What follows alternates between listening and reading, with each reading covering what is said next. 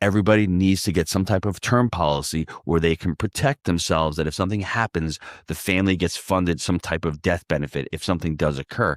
Now, unfortunately, 99% of them just don't ever get recall. I mean, they're just never used.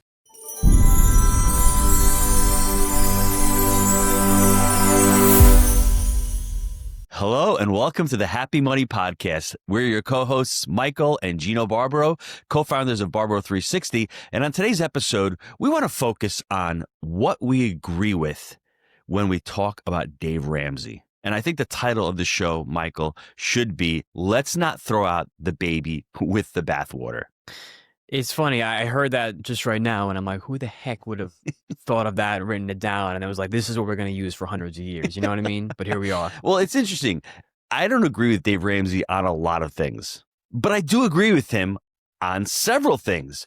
So the whole concept to me is really important because you don't just get rid of somebody's ideas just because you don't agree with a few of them. There may be some that really serve you well. And as you grow in time, there may be others that serve you even better. So don't discount somebody's opinions or ideas just because you don't agree with them 100%. That's life. Like, you're going to take ideas from this person, you're going to take ideas from this person, and then you have to figure out what's best for me. Mm-hmm. And if all of Dave Ramsey is best for you, great. And if none of Dave Ramsey is best for you, then that's great. I remember when I introduced you to Dave Ramsey, I pushed you into going to the financial coaching with Dave Ramsey. Can you talk about that for a second? Was I a little bit of an overbearing father when I did that? Were you like, Dad, why are you making me do this? Yeah, I'll just say that, yeah. But it's okay because we're here now. We're doing a podcast on it, so it works out. Did you enjoy going through the training with Dave Ramsey? Yeah, so it was good. One of the things that I see with coaching is I did the coaching program, and I went through another one years ago. And in order to get certified, you needed to mandate coaching clients. So I had to present 2 clients. I had to get documentation, transcripts from them, and all this stuff. And Dave Ramsey's program did not have that. And so I think that was interesting how you can go through the entire program without coaching people. And that was an option. It was highly encouraged, but there was something there that just didn't sit well with me. Mm-hmm. Now, if you go back a couple episodes, we talked about, what we disagreed with on Dave Ramsey, and there's a lot of stuff. But this one, let's just focus on some of his principles, some of his ideas that really should resonate with most people in this country. Start off, what do you agree with? So I like how he's very much save-oriented in the sense of if you don't put money aside, it's just going to do something. Right. And so his principle is every dollar. Let's assign every dollar to something and it's going to do that thing this month. And so there's even a section for spending. Okay, 10% is going towards spending. Now you have to spend 10%. You can't just save that. You can't just invest that. This is for this purpose. Mm-hmm. And if it's not for this purpose, it's going to go somewhere else. And oftentimes that's a place where we don't want it to. We're going to do a future episode called The Baby Money Soldiers. We wrote a book on that, and that's the ideal. Every dollar that you have has to be allocated somewhere. And the second one that I really agree with on Dave Ramsey is budgeting. I remember for many years, Mike, we really didn't budget in the house. I had a really great idea of the money that was coming in and the money that was coming out. So I had budgeting in my head. We didn't have credit cards. We dealt a lot in the cash world. So I knew exactly what was coming in and what was coming out. But I remember when we started switching to credit cards, I didn't have a good control, a good grasp. And I do remember reading Dave's book and him saying that once you start the budget process, you're going to save between 15 and 20% of your money if and when you start understanding where the money is going. Benjamin Franklin says it best, even a big ship will sink even with the tiniest hole in that ship. And that's what ends up happening when you budget. If there's any holes in your budget, money starts leaking out. And that's what I love about the whole budgeting process. It's black and white right then and there. I would love to call it a spending plan, not a budget plan, but I think it's such a great concept that he has and he really sticks to it. And it's easy now because there's everything, you have every option for a budget. Like I just downloaded Rocket Money the other month and it's cool because it connects to your bank account and you see every single charge. And if there's, I transfer money in between accounts. And so I get to see that as well. I get to see all the expenses, I get to see all the income, and then you get to allocate what goes where. And so it's great because again, you know where it's going and it's not a subjective opinion. It's either your money's either there or it's not. You can't just be like, oh, I feel like doing this. It's like, no, it's already done. Do you remember the first time we had the budget here in Florida? My infamous story with putting it on. We use Dave Ramsey's tool, Every Dollar. And I remember running the budget here because we moved to Florida and I didn't understand why our grocery bills were so high. We have Publix right across the street. We run the And the Publix. Publix just opened. It's right. Every day, It just I know I'm opened up. getting like a little like heart palpitations. I'm getting a little nervous because it's so easy to go across the street. But I remember having that budgeting bill and like having $3,000. And I remember like towards the end of the month, you're like, Dad, we went above the budget. And your mom's in the background going, what do you mean we went over the budget? And I just was wondering why we were spending so much money on groceries. And that led us to go to Costco. That led me to go start shopping at Walmart. And that's the idea, is just to be able to control where you spend your money. And if you think you're spending it too much somewhere, you can allocate those resources elsewhere. And if you think you're spending too much, you're definitely spending too much. That's exactly right. I love that. If you think you're spending too much, you're probably right. Yes. Well, even there was one of the guys that used to work with, he was more of a life coach than a finance coach. He had a metric for, how angry did this make you feel on a scale of 1 to 10. And if you said, a 5 or a 6, he would say you're probably an 8 or 9. You just don't know it. And so it's the same logic applies to you. If you think you're spending $1,000, you're probably spending $1,500. And that's why when you do the budget, you'll see that pop out, Yes. What's the next thing? What else do you agree with Dave on? So I like how there's this idea of controlling your expenses, and he uses the term keeping it with the Joneses, which is, ironic because it's a mindset thing. It's not a money thing. And so when you get into the habit of keeping up with everybody else, it does not matter how much money you're going to make, 50,000, 100,000, 200,000, you're never going to be happy, and you're always going to spend more than you make. Because I from what I remember reading, 30% of Americans who make 6 figures are living paycheck to paycheck. And for anyone listening, you can go look that up yourself and see if I'm right. Hopefully I'm right. But again, it's the idea of, you're making 6 figures, you're living paycheck to paycheck, something's not going right. It's a keeping up the Joneses problem, and it's a budgeting problem, and it's a mentality problem, right? So how do we solve that part, and then we can focus on. It's interesting. That's why your mom and I became certified money coaches, because money really isn't the problem. The problem is it's a symptom, right? It's something that's going on in your life, really, usually mentally or emotionally. And if you can tap into that and say, well, why do I care what the Joneses are doing? Why don't I take care of my own financial house? And you have to go back to your patterns, your behaviors, your beliefs of what happened when you were a child, bring them up to today, because it's going to be really hard to create a budget, Mike, when all of a sudden you're saying to yourself, well, Michael's got a nice shirt today. I need to buy that shirt. But if I can't afford to buy the shirt and I'm going to go into debt to buy the shirt, you're really harming your financial future. But people don't understand why they need to keep up with the Joneses. And it's important for you to go back and do some of that work. Well, it's also the principle of, if somebody sees what I have, then that'd be great. But then we forget, this stuff is for us, right? If you drive a $200,000 car with the intention of having everyone see it, what's the point of the car? The car is for you to enjoy. Yes. And if you don't enjoy it and you're just like, I just want everyone else to see it, okay, maybe you shouldn't have that car then, right? I love that. That's great. This next one is pretty interesting. I'm gonna let you talk about it. You've dovetailed it perfectly into it. The car loans. Talk about cars and car loans, because I know Dave is a stickler to go out, buy the cheapest car possible, not have a car loan. And Mike, I can honestly say in my entire life, I have never, ever had a car payment. I've owned probably over a dozen cars. Even for you, I never wanted to go out and borrow money to buy a car. And even when I was down and I wasn't making a lot of money, I actually got cars from my mom. Grandma Ivana actually gave me one of her cars, and Grandpa Vito, when he passed away, I took his car as well. So I didn't have the money to go out and buy the car at the time, but I didn't want to go out and borrow money for a car to make a car payment. So I took secondhand cars, and I bridged the gap for us for about 6 or 7 years where I had no car payments. And it really helped me to be able to save that money that was going to go to a depreciating asset. I was able to save that money. I hate car loans. I think car loans are one of the dumbest things that we've set up our system to do, because again, like you said, you're paying between $300 and $900 a month for a depreciating asset. Your asset is going down in value, and you're still paying interest on that. And the problem, again, is the average car loan is like $500 a month. Again, something you guys can go check out as well. But again, it's like $500 a month. It's crazy when you think about it, right? Because it's like, where could that money be going? And how much is the car worth? That's number one. Now cars are getting to be more expensive. I know you can buy a Hyundai for 60 grand. Think about that for a second, right? A Hyundai. A Hyundai for 60 grand, you're spending $700 a month on a Hyundai. Mm-hmm. If you get a 2-bedroom apartment for $1,400 a month and you get a roommate, that's rent. Mm-hmm. And so when we put into that mentality, it's like we see how much we're spending. And it's interesting. What I would say to anybody out there, maybe go buy a secondhand car, maybe buy something that's a little bit cheaper, maybe try to get the most inexpensive car payment that you can.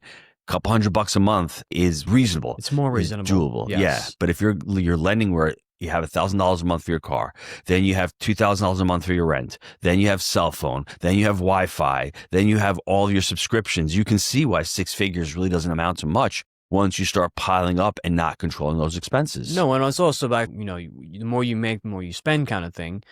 When you make 6 figures, you feel obligated to buy a nice car. And so, of course, there's going to be this idea of I don't have enough money left over to save, right? Paycheck to paycheck. It's interesting. This next one, Michael, is so challenging and difficult for me because I am a big proponent of whole life insurance. I love whole life for certain reasons. It's more for long term. It's more for estate planning. It's more for an opportunity cost. It's more to protect my assets. I have money in there. It's not correlated to any other, investment because it isn't. It's an asset. Now, is it cost more than term? Absolutely. But it's a lot more than term. It is. But I do agree with Dave Ramsey when he talks about term life insurance, where for the majority of Americans, it does make sense, especially when you're young and you can't afford to fund a whole life policy. Unfortunately, when you're young, whole life is a lot cheaper. It's a lot less expensive because your mortality when you're young, it's just so much more. You have a less chance of dying. Exactly. And it's cheaper. But I do agree with him. Everybody needs to get some type of term policy where they can protect themselves, that if something happens, the family gets funded some type of death benefit if something does occur. Now, unfortunately, 99% of them just don't ever get recalled. I mean, they're just never used, which is great. But at the same time, that's why I like whole life. The money's going in there and I keep a specific amount of, a premium every year for the rest of that policy. Premium doesn't go up. Your death benefit does tick up a little bit and I do have cash value, but term is great for the vast majority of people in this country. Yeah, it's interesting. I always get torn between these two because on one hand, like you said, whole life is significantly more expensive. And in my mind, when I hear insurance, I don't think asset in the traditional sense of this is going to fund, an investment or whatever. I think insurance, hey, when you die, you get money. Obviously, it's an asset in the sense of you're getting money, but I don't think of it as, this is going to fund other investments. And so I guess with that, what are some reasons you use it for? I've been trying to get you on board with this. Still here. I've been trying to get you a whole life policy. Well, actually, I have one on all the kids. And for me, it's a great way to save. I put the money aside. The money grows guaranteed minimum 4%. It takes a few years for it to catch up, just like any other business. I look at it as you're funding a business and it's sitting there. And if something ever happens, I can tap into the cash value.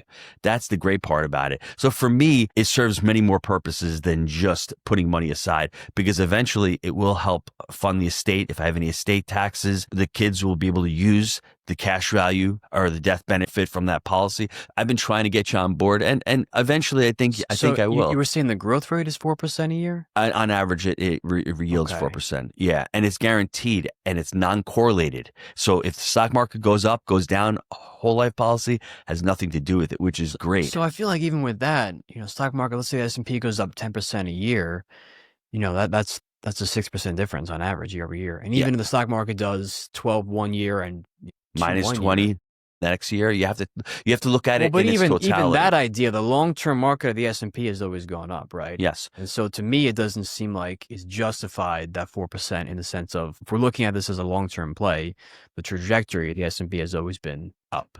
Well, remember one thing. Let's say you need to cash out of your stocks tomorrow and the market's down 30%. It's all about timing. When people were going to retire back in 2008, all of a sudden they've got money in the stock market. Stock market's down 30%. They needed to sell. That's part of the problem. The money is tied up in the stock market there. So they have to sell at that point when the market's low. It's good to look at tables and try to estimate 10 years out and I'm going to get 8% a year. That's not what this vehicle is all about. This vehicle here is just having it as a side. It's having money set aside that if an opportunity comes up, you can borrow money from the life insurance policy and your money is continuing to earn uninterrupted. So you're taking a loan from the life insurance company. It's the life insurance company is using your cash value as collateral. So if I borrow money from that whole life policy, and I just did this 6 months ago, and I put that money into a real estate deal, now I've got money into the real estate deal, and I still have money in the whole life policy. Now, when that real estate deal pays off and I make money from that real estate deal, I go back and I pay the loan back. Now, guess what? I've got the real estate deal and I've got the whole life policy. Now, it's an advanced strategy. With that, can you just borrow against your stocks as well? But let's say your stocks are down 30%, or let's say you don't want to sell stocks. No, borrow against them. I guess you could. I don't want to get into margin calls with stocks, because if you borrow from your stocks and you get margin calls and drops, you're in big trouble. But remember, once again, the whole life policy is there for the death benefit as well. All right, it's that's a big component of it. Yes, but if you also cash out money with the policy and you die, that money's not included. So if your death benefit's 1.5 and you pull out $750,000, that's right. Okay, well now the death benefit's only $750,000. You get an additional $750,000. Pretty cool. I wouldn't say an additional, but well, yeah. But what I'm saying is the loan there was $750, and then you have an additional $750, and that's your $1.5 million death benefit. That money's used somewhere. That cash value is used somewhere. That may be a retirement fee. When I get older and I have $1 million in my cash value, I can take out $50,000 or $60,000 a loan against it and never repay that loan. And then when I ultimately pass away, the remainder between the cash value and the death benefit, that's why it's long-term, and that's why it's not an investment. It's an asset. Okay. I'm going to move on, because we're going to be here for like 20 minutes. You see Mom's laughing over here, like, get off insurance. Well, listen, I will, once again, I do agree with him. That term works for the vast majority of Americans. Yeah. What's our next topic? The next one is, I love what you wrote here. Investing is how we keep winning. You want to dive into that real quick? That's what Dave Ramsey says. So kind of like with that, eventually, if the more money we put aside, the more money that's going to be there in the future. And a lot of people are not doing this, and they're 65, 70 years old, and they don't have anything to their name. And so now they have to keep working, and now they can't retire. The way we win in life is we get to a place in our life where we don't have to work anymore, right? Mm-hmm. And so if we can figure out how to structure that in a way where once we're 65, 70, we have enough put aside for us, and now we can enjoy the rest of our lives without having to work when we can't work. Mm-hmm. Right. Do you think it's hard for a lot of people when they think to themselves, well, I only have $50 left at the end of the week or the end of the month, it's not going to really make a difference? $50 a week goes a long way. That's $200 a month, $2,400 a year. Hopefully I did that right in my head on a podcast. You got it. Okay. And so every year, accumulating interest, it's got to add up over time. And it's not going to be just $50 a week all the time. Mm-hmm. Eventually, we're going to get to a place in our life where, hey, that's not enough for the long term. It's going to add up eventually, yes. But then the mindset starts to change to, how can I get this to 100?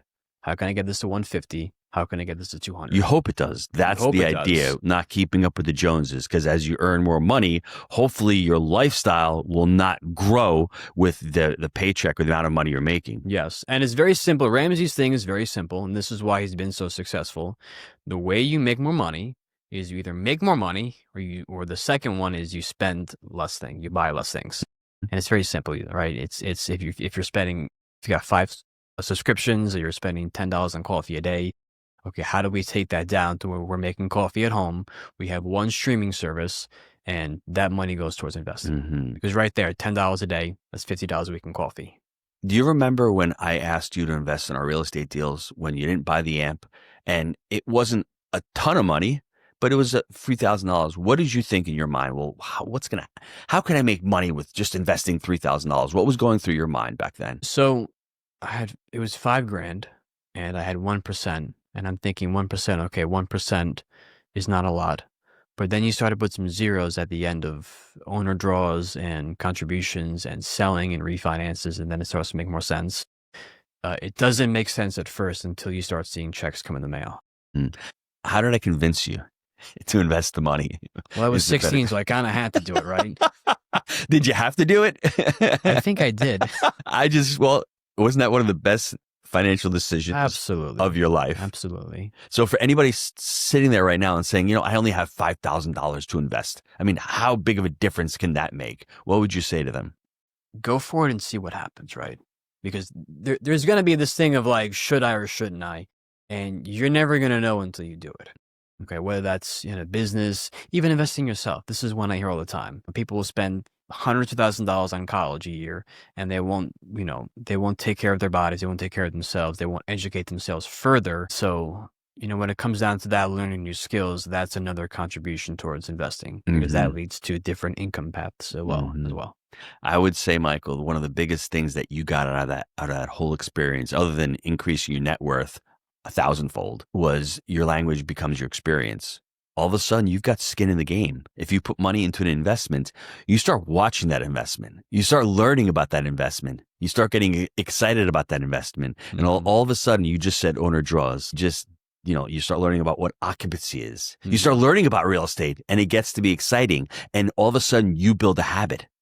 And the habit is, well, I just made money. I'm going to go out and buy something. No, the habit becomes, oh, I just made some money. Let me put some money aside to invest, like you just said right now, and let me go out and enjoy the rest of it. And that's the habit that you start building when you start investing some of your money. Yeah. And part of money is too, you got to enjoy it. If you don't enjoy it, first is obviously paying your bills. And once we get to a place where we have enough for investing and all this stuff, now we have to enjoy it. Yes. Because if we don't, then it kind of just gets boring. And then, of course, we have to give. And that's one of the big things. This last one, before we wrap up, you have the love of money is the root of all kinds of evil. So this is interesting because, again, the mindset goes from, hey, this is all just for me and not for, this is for our communities and for others, right? Yes. So it's not socialism. I'm not promoting that, but I'm promoting generosity out of the love that, Christ gives us, right? So how do we incorporate that into a lifestyle, right?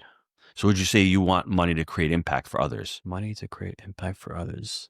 Tell me more. Being generous. When you're looking at money, I always say to people, money doesn't corrupt an individual. It just reveals that individual. Amplifies. Yeah. So if you're making more money, it's great. You want to invest that money. You want to save that money. You want to enjoy that money, but you also want to be charitable. And I think Dave really highlights that when he talks about in his books and in his teachings. He puts charity at a high point where he actually says we got to invest, we got to save, and we got to give. Yeah. And I think that's an important component with money, that you want to make your money work harder, but you also want to make your money impact other people's lives. And that's a big thing too. A lot of people will put 10% at least for charities. And so there's always this mindset of, hey, whatever we make, we got to give back, because we're fortunate enough to say, hey, we have enough.